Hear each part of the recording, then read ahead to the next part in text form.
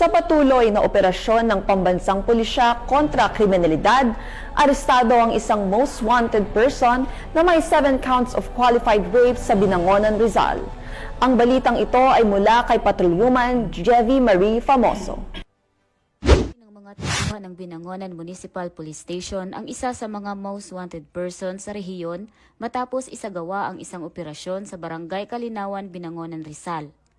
Kinilala ang suspect na si alias Kulot, isang construction worker at residente ng nasabing lugar. Inaresto siya sa bisa ng warrant of arrest dahil sa 7 kaso ng qualified rape na ipinalabas ng Regional Trial Court Branch 67 sa Binangonan noong September 16.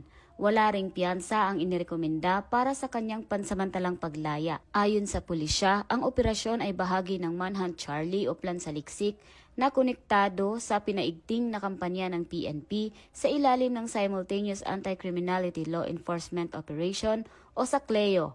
Matapos ang pagkakaaresto, ipinaliwanag sa suspect ang dahilan ng kanyang pagkakadakip at ang kanyang mga karapatang konstitusyonal. Kasalukuyan siyang nakakulong sa Binangonan MPS Custodial Facility para sa kaukulang disposisyon. Isang malaking tagumpay para sa kapulisan ang pagkakadakip sa isang high-profile suspect na inaasahang magsisilbing babala sa iba pang mga kriminal sa rehiyon.